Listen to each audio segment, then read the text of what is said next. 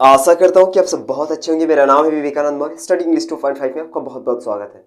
Dear student, मैं बता दूं, मैं टेंसेस को बिल्कुल सीक्वेंसली कवर कर रहा हूँ। आज टेंसेस सीरीज का 10वां वीडियो लेक्चर होगा।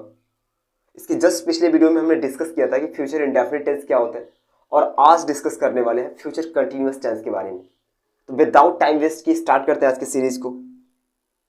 आप देख पा रहे हैं यहाँ इसका पहचान गिवन है कि ऐसे हिंदी वाक्य जिनकी क्रिया के अंत में रहा होगा, रही होगी या फिर रहे होंगे, आप देख पा रहे हैं हाईलाइटेड है, इत्यादि शब्द आते हैं, तो इस प्रकार के वाक्य का ट्रांसलेशन फ्यूचर कंटिन्यूअस टेंस के अंतर्गत किया जाता है।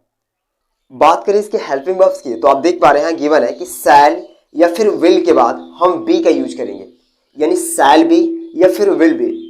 लेकिन मैं बता दूं कि मैंने पिछले वीडियो लेक्चर में डिस्कस किया था कि शैल को अभी मॉडल वर्ब जैसा यूज किया जा रहा है, इसीलिए आप सभी के साथ विल बी का ही यूज करें, ये बेहतर होगा। अब देखते हैं इसके सेंटेंस फॉर्मिंग स्ट्रक्चर्स को। अब देख पा रहे हैं स्ट्रक्चर गिवन है अफर्मेटिव सेंटेंस का। ऐसे वाक्य जो सकारात्मक होते हैं, जिनमें कोई प्रश्नवाचक शब्द या फिर नहीं नहीं आते हैं, उन्हें अफर्मेटिव कहते हैं।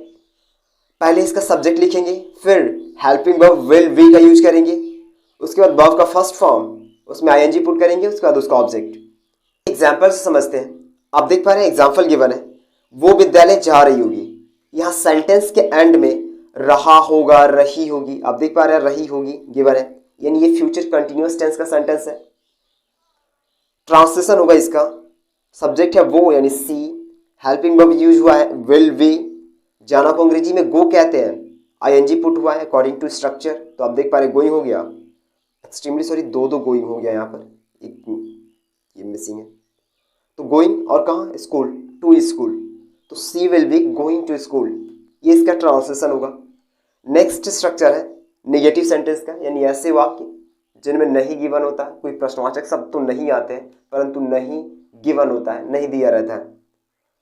सेंटेंस है वो खाना नहीं पका रहा होगा।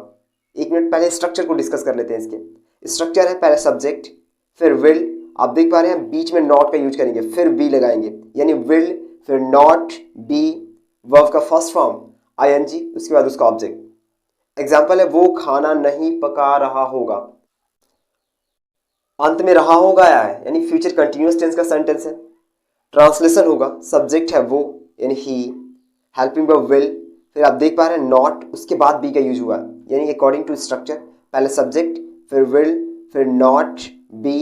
पकाने को अंग्रेजी में कुक कहते हैं, कुक आईएनजी पुट हुआ है तो कुकिंग हो गया, और फूड खाने को, he will not be cooking food. Next structure है इंटेरोगेटिव सेंटेंस, जो एस्नोटाइप होता है, यानी ऐसे वाक्य जिनके प्रारंभ में क्या आते हैं, एस्नोटाइप की कैटेगरी में रखा जाता है उन्हें। स्ट्रक्चर है पहले हेल्पिंग वर्ब विल का यूज करेंगे, फिर सब्जेक्ट वर्ब, फिर उसके बाद बी, वर्ब का फर्स्ट फॉर्म आईएनजी, उसके बाद उसका ऑब्जेक्ट। एग्जाम्पल गिवन है क्या वो दिल्ली जा रहा होगा। अब देख पा रहे सेंटेंस के प्रारंभ में क्या, यानी एस्नोटाइप कैटेगरी का सेंटेंस है ये। ट्रांसलेशन होगा विल फिर सब्जेक्ट ही है, उसके बाद बी का यूज करेंगे, जाना को अंग्रेजी में गो कहते हैं, आईएनजी पुट हुआ है तो गोइंग हो गया, और to school, will he be going to school. Next है डब्ल्यूएस टाइप इंटेरोगेटिव, यानी ऐसे वाक्य जिनके बीच में कोई प्रश्नवाचक शब्द आते हैं, या जिनका जवाब या जिनका रिप्लाई हम यस या नो में नहीं दे सकते, एक स्टेटमेंट के माध्यम से देना पड़ता है, ऐसे वाक्य को डब्ल्यूएस टाइप की कैटेगरी में रखा जाता है। स्ट्रक्चर देखिए, हमने मल्टीपल टाइम में डिस्कस किया है कि एस्नोटाइप और डब्ल्यूएस टाइप के स्ट्रक्चर में कुछ ज़्यादा का अंतर नहीं होता, बस एक्स्ट्रा वर्ड ये आई डब्ल्यू यानी इंटेरोगेटिव वर्ड जुड़ जाता है, जो बीच में प्रश्नवाचक शब्द आते हैं उन्हीं की अंग्रेजी हम सबसे पहले लिखते हैं। तो आप देख पा रहे हैं बाकी का स्ट्रक्चर एस्नोटाइप वाला ही है। एग्जाम्पल से समझते हैं, आप उस समय क्या कर रहे होंगे।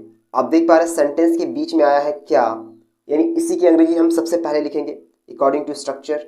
तो व्हाट, फिर हेल्पिंग वर्ब विल, सब्जेक्ट है यू, फिर बी, करना को अंग्रेजी में डू कहते हैं, आईएनजी पुट हुआ है तो डूइंग हो गया, और किस समय, उस समय यानी दैट टाइम, अगर इस समय होता है तो दिस टाइम। तो डियर स्टूडेंट, ये रहा फ्यूचर कंटिन्यूअस टेंस। अपने नेक्स्ट वीडियो में हम फ्यूचर परफेक्ट टेंस को डिस्कस करेंगे।